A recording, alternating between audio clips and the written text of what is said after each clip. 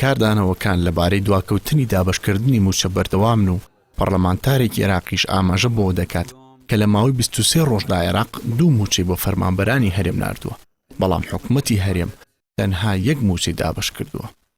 دکتۆر غالب محەممەد ئەندامی پارلەمانی عێراق دەڵێت لە ماوەی 23 ڕۆژدا عێراق 2 موچەی بۆ فەرمانبەرانی هەرێمی کوردستان ناردووە کە دەکاتە 908 ملیار دینار، بەڵام حکوومەتی هەرێم تەنیا 1 موچەی 4 وەزارەتی دابەش کردووە.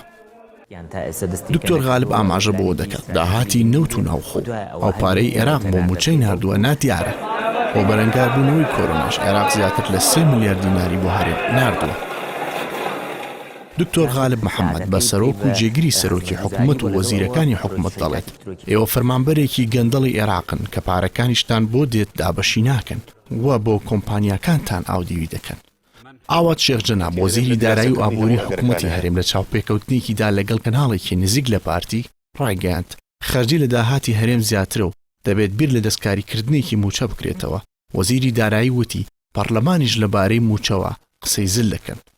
لە بەرامبەردا ڕووپاک ئەحمەد ئەندامی لیژنەی یاسایی پەرلەمانی کوردستان وەڵامی وەزیری دارایی دەداتەوە و ڕایگەیاند پێویستە وەزیری دارایی داوای لێبوردن لە خەڵکی هەرێمی کوردستان و بە تایبەت لەو پەرلەمانتارانە بکات کە نوێنەری فعلی خەڵکن.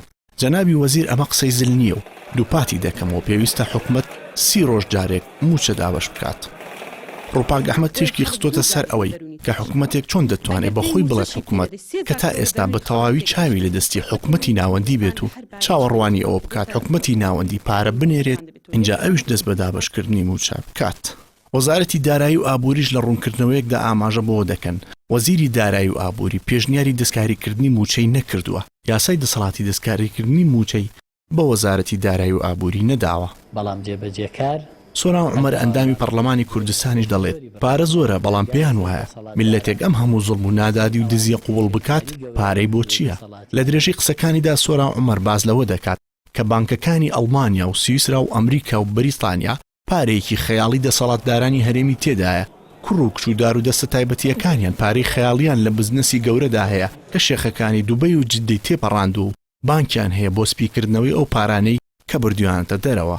لای خۆشیەوە دکتۆر سەنگەر سەید قادر مامۆستای زانکۆ لەبارەی کەمتەرخەمی حکوومەت بۆ دابشکردنی موچە دەڵێت ڕوونەکە حکوومەت زانیاریەکانی لەسەر دۆخی دارایی هەرێم دەشارێتەوە وەک سندوقی خێرتەنیا ئەو پارەی لە بەغداوە دێت لەگەڵ ئەوەی کە لە هاوڵاتی ڕەشوڕووتی وەردەگرێت دابەشی دەکات. دواکەوتنی دابشکردنی موچە لەلایەن حکوومەتی هەرێم لە کاتێکدایە لە ڕوبەڕووبوونەوەی کۆرۆنا ئەرکی قورس خراوەتە سەرشانی هاوڵاتیان، بەڵام حکوومەتی هەرێم وەک وڵاتانی دیکە بودجێ پێویستی بۆ کەم دەرامەتەکان و ئەوانەی کاریان لە دەستداوە دابین نەکردووە و دابشکردنی موچەشی دواخستووە.